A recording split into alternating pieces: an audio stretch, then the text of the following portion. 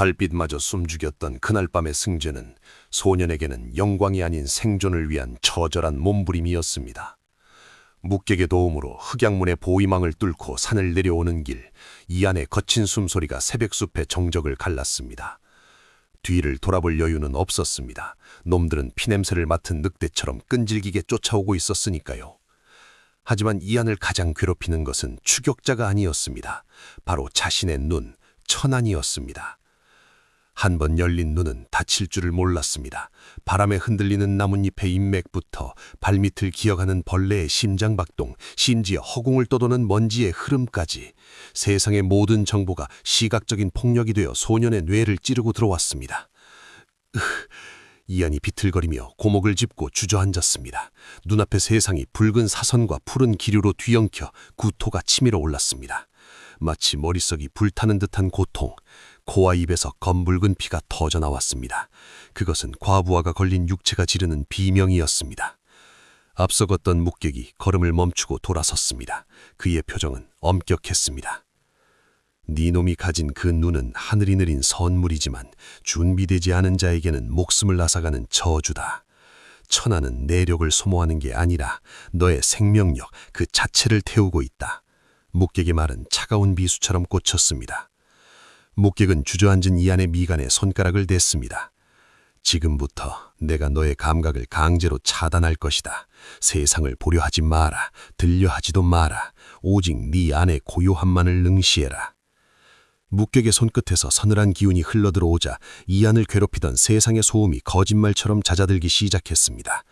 이것이 바로 훗날 강호를 호령할 심검의 기초, 청심결의 시작이었습니다. 낙양으로 향하는 길은 멀고도 험했습니다. 이안은 묵객의 뒤를 따르며 매일 밤 자신의 내면과 싸워야 했습니다. 천안을 강제로 닫아 걸었지만 본능은 끊임없이 눈을 뜨고 세상을 읽어내라 아우성쳤습니다. 그때마다 묵객은 낡은 대나무 피리를 불어 소년의 흐트러진 심맥을 다독였습니다. 무공은 칼을 휘두르는 법이 아니다. 마음을 베는 법이다. 모닥불 앞에서 묵객이 건넨 첫 가르침이었습니다. 그는 이안에게 청심결이라는 구결을 전수했습니다. 그것은 흐르는 물처럼 마음을 비워 천안의 폭주를 제어하고 기운을 단전으로 갈무리하는 신법이었습니다.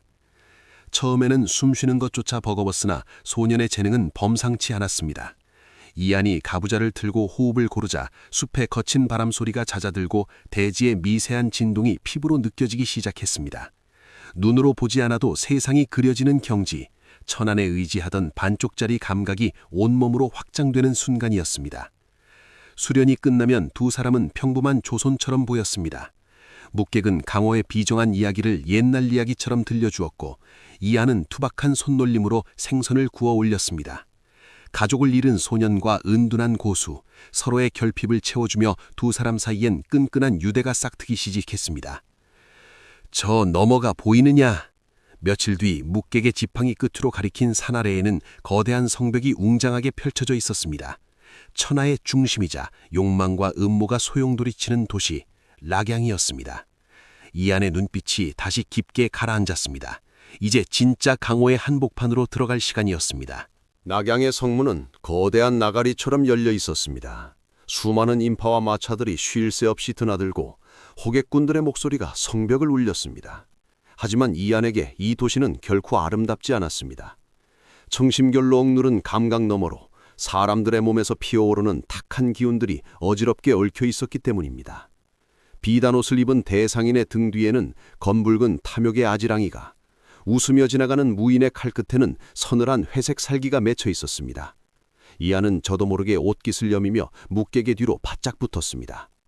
보이는 것에 현혹되지 마라. 묵객의 나직한 전음이 귓가에 울렸습니다. 강호는 본래 겉과 속이 다른 법이다. 두 사람이 향한 곳은 성내에서 가장 번화한 거리 뒷골목에 위치한 취월로였습니다. 겉보기엔 평범한 객잔이었으나 이곳은 강호의 모든 정보가 모이고 흩어지는 은밀한 개울가와도 같았습니다. 묵객이 들어서자 시끌벅적하던 1층의 공기가 미묘하게 가라앉았습니다. 고수들은 본능적으로 느낀 것입니다. 이 허름한 노인에게서 풍기는 범접할 수 없는 기도를. 구석진 자리에 자리를 잡자마자 옆 테이블의 대화 소리가 이안의 귀를 파고들었습니다. 들었나? 혈검선장의 잔당이 나타났다는 소문 말일세. 심장이 덜컥 내려앉았습니다. 사내들은 술잔을 부딪히며 떠들었습니다. 그 마교놈들 아직도 씨가 안 말랐다니 이번에야말로 5대 검파가 나서서 뿌리를 뽑아야 해. 이안의 주먹이 부들부들 떨렸습니다. 아버지는 마교도가 아니었습니다. 가문은 정파의 모함에 의해 희생된 것이었습니다. 하지만 세상은 그들을 악귀라 부르고 있었습니다. 분노로 인해 이안의 눈동자가 다시 푸르게 일렁이려던 찰나 묵객의 투박한 손이 이안의 손등을 덮었습니다. 참아라, 아직은 때가 아니다. 객잔의 소음은 여전했지만 이안의 귀에는 오직 옆 테이블의 비열한 웃음소리만이 웅웅거렸습니다. 혈관문에 마지막 핏줄이 살아있다더군 잡아서 5대 검파에 넘기면 평생 놀고 먹을 금자를 준다지. 그들은 이안의 가족을 사냥감 취급하며 희희낙낙했습니다.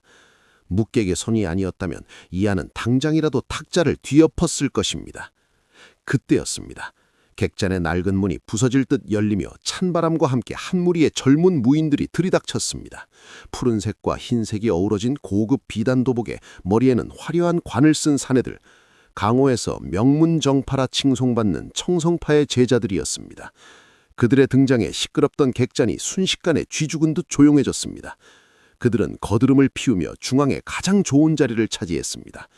겉보기엔 훤칠한 협객들이었으나 심법으로 감각을 닫고 있던 이안의 눈이 본능적으로 그들의 본질을 꿰뚫었습니다. 화려한 비단옷 아래 감춰진 그들의 단전에서는 오만과 독선으로 뭉친 탁한 기운이 역겨운 푸른색 아지랑이처럼 피어오르고 있었습니다. 아이, 눈을 어디다 달고 다니는 게냐? 청성파의 선두에 선 사내가 노인을 발로 걷어찼습니다. 뜨거운 국물이 노인의 몸에 쏟아졌고 노인은 비명을 지르며 바닥에 나뒹굴었습니다. 감히 청성파의 앞길을 막다니 죽고 싶은 게로구나. 정파의 탈을 쓴 폭력이었습니다.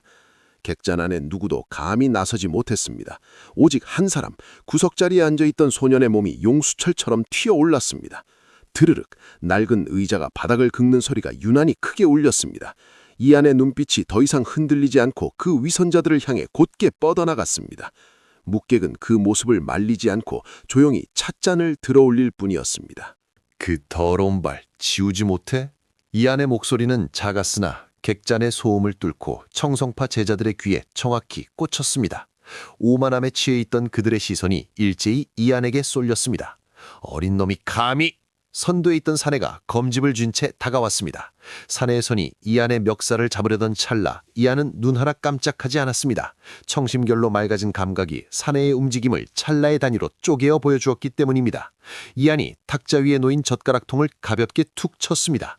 핑! 경쾌한 파공음과 함께 나무 젓가락 한 개가 사내의 손목 혈도를 정확히 가격했습니다. 악! 비명과 함께 사내의 손이 맥없이 떨어졌습니다. 젓가락은 손목에 박힌 것이 아니라 그저 스쳐 지나갔을 뿐인데도 사내의 팔 전체가 마비된 것입니다. 이 지새끼 같은 놈이! 동료들이 일제히 검을 뽑아들고 달려들었습니다. 좁은 객잔 안에서 검기가 난무했지만 이안의 몸은 마치 물 흐르듯 유연하게 그 사이를 빠져나갔습니다. 이안은 검을 쓰지 않았습니다. 날아오는 주먹을 찻잔으로 받아내고 내리찍는 검날을 의자로 비틀어 흘려보냈습니다. 묵객에게 배운 마음을 베는 법이 상대의 살기를 읽고 흐름을 역이용하는 무서운 방어술로 변모해 있었습니다. 우당탕 순식간에 청성파 제자 셋이 제풀에 엉겨붙어 바닥으로 뒹굴었습니다. 객잔 안에 모든 이가 숨을 죽였습니다. 12세 소년이 정파의 고수들을 손가락 하나 대지 않고 농락한 것입니다. 먼지 묻은 옷을 툭툭 털며 일어선 이안은 바닥에 쓰러진 부인에게 다가가 묵묵히 손을 내밀었습니다. 괜찮으십니까? 그 순간 객잔 2층 난간에서 묵직한 살기가 이안의 정수리를 향해 쏟아졌습니다. 진짜 고수가 등장할 차례였습니다. 2층 난간에서 묵직한 그림자가 소리 없이 바닥으로 내려앉았습니다. 먼지 하나 일지 않은 가벼운 착지였으나 그가 내뿜은 기세는 객잔 전체를 짓누르는 바위와도 같았습니다. 청성파의 장로 청운검 하태수였습니다. 그의 서늘한 시선이 쓰러진 제자들을 지나 홀로 서 있는 소년 이안에게 고정되었습니다. 어린 놈이 제법이구나. 허나 하태수가 한 걸음 내딛자 이안은 숨이 턱 막히는 압박감을 느꼈습니다. 그것은 단순한 살기가 아니었습니다. 수십 년간 쌓아올린 정순한 내공의 벽이었습니다. 내 놈이 방금 보여준 그 보법, 정파의 것이 아니다. 어디서 굴러먹던 사파의 개수자리냐. 이안의 다리가 후들거렸습니다. 목객에게 배운 신법으로도 감당하기 힘든 기세였습니다. 하태수의 손이 천천히 검자루로 향했습니다. 말해라, 혈검문의 잔당이냐, 아니면 마교의 첩자냐? 억울함과 공포가 뒤섞여 이안의 목소리가 나오지 않는 그 순간 목객의 낡은 대나무 피리가 하태수의 검집을 가볍게 눌렀습니다. 아이의 채롱일 뿐이요. 점잖은 어른이 핏대를 세울 일이 아니지 않소. 목객은 여전히 웃고 있었지만 그의 눈빛은 하태수의 기세를 정면으로 받아내고 있었습니다.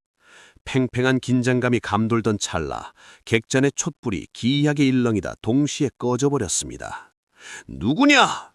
하태수가 검을 뽑아들며 어둠을 향해 소리쳤습니다. 하지만 대답 대신 돌아온 것은 어둠 속에서 번뜩이는 수십 개의 붉은 눈동자였습니다. 창문 틈, 천장, 그리고 열린 문밖까지. 붉은 태양 문양을 가슴에 새긴 자들, 흑양문의 추격대가 기어코 낙양까지 당도한 것입니다. 이제 이안은 정파와 사파, 양쪽의 칼날 위에 서게 되었습니다. 어둠은 흑양문의 자객들에게는 축복이었습니다. 촛불이 꺼짐과 동시에 사방에서 서늘한 파공업이 몰아쳤습니다. 벽을 뚫고 쏟아지는 암기들과 지붕을 타고 내려오는 거명들, 비명소리가 객잔의 정적을 찢어발겼습니다. 이제 이곳은 술잔을 나누던 객잔이 아니라 서로의 목줄기를 노리는 피의 사냥터로 변했습니다. 이 마교의 쥐새끼들이 감히 낙양 한복포에서. 청성파 장로 하태수가 분노하며 검을 휘둘렀습니다. 그의 검 끝에서 뿜어져 나온 푸른 검기가 어둠을 가르며 다가오는 자객들의 가슴을 꿰뚫었습니다. 정파의 장로다운 위엄이었으나 흑양문의 자객들은 죽음을 두려워하지 않는 기계처럼 계속해서 밀고 들어왔습니다. 이안은 눈을 감았습니다. 아니, 감을 수밖에 없었습니다. 목객의 가르침대로 마음의 눈을 열자 어둠 속에서도 적들의 기운이 명확하게 읽히기 시작했습니다. 오른쪽에서 날아오는 비수, 머리 위에서 쏟아지는 자객의 검격, 이안은 단 한 자루의 무기도 없이 오직 흐름을 읽는 보법만으로 죽음의 소용돌이 중심에서 살아남고 있었습니다. 이안, 내 뒤를 놓치지 마라! 목객의 외침과 함께 대나무 피리가 허공을 갈랐습니다. 피리 소리는 더 이상 아름다운 선율이 아니었습니다. 그것은 공기를 진동시켜 암기를 튕겨내고 적들의 고막을 터뜨리는 무시무시한 음공이었습니다. 목객이 한 걸음을 내디딜 때마다 그를 가로막던 흑의의 자객들이 낙엽처럼 쓰러져 나갔습니다. 난전 중에 객잔의 등불이 쓰러지며 불길이 치솟기 시작했습니다. 타오르는 불꽃 사이로 새로운 그림자가 모습을 드러냈습니다. 흑양문의 상급 집행자, 은색 가면이 아닌 황금 가면을 쓴 사내였습니다. 그의 손에 들린 거대한 대검이 바닥을 긁으며 이안을 향해 다가왔습니다. 객잔의 붕괴와 함께 진짜 사투가 시작되려 하고 있었습니다. 황금 가면의 대검이 불타는 들보를 박살내며 이안의 머리 위로 쏟아졌습니다. 이안은 처안을 극도로 개방했습니다. 느려진 세상 속에서 대검의 궤적을 타고 흐르는 파괴적인 진동이 보였습니다. 소녀는 나뭇가지를 쥔 손에 기운을 실어 대검의 옆면을 가볍게 튕겨냈습니다. 정면으로 맞붙는 것이 아닌 흐름을 비트는 기술, 목객이 가르친 마음을 베는 법의 실전 응용이었습니다. 이놈이! 황금 가면의 당혹감이 느껴지는 찰나 객잔의 지붕이 굉음과 함께 무너져 내렸습니다. 불길이 치솟아 모든 것을 삼키려 할 때 목객이 이안의 뒷덜미를 낚아채 허공으로 솟구쳤습니다. 이안, 정신 차려라. 여기서 죽는 것은 너의 기록에 어울리지 않는다. 목객은 무너지는 석가래를 딛고 화염을 뚫고 나갔습니다. 청성파 장로 하태수는 자객들에게 포위되어 비명을 지르는 제자들을 챙기느라 이안을 쫓을 여력이 없었습니다. 정파의 위선이 만든 틈은 소년에게 탈출의 기회가 되었습니다. 두 사람은 빗줄기가 쏟아지기 시작한 낙양의 지붕 위를 유영하듯 달렸습니다. 낙양 성벽 끝에 선 이안은 숨을 헐떡이며 불타는 객잔을 내려다보았습니다. 비에 젖은 흙발이 뺨에 달라붙고 왼쪽 눈가의 흉터가 차가운 빗물에 씻겨 내려갔습니다. 이제 소녀는 깨달았습니다. 강호는 선과 악이 나뉘는 곳이 아니라 오직 힘과 의지가 부딪히는 거대한 소용돌이임을. 사부님, 가야 할 곳이 정해졌습니다. 이안의 목소리는 더 이상 떨리지 않았습니다. 묵객은 인자한 미소 대신 진정한 무인을 바라보는 깊은 눈빛으로 고개를 끄덕였습니다. 두 사람의 그림자가 어둠 속으로 사라지며 소년의 일기장에는 새로운 장이 새겨졌습니다.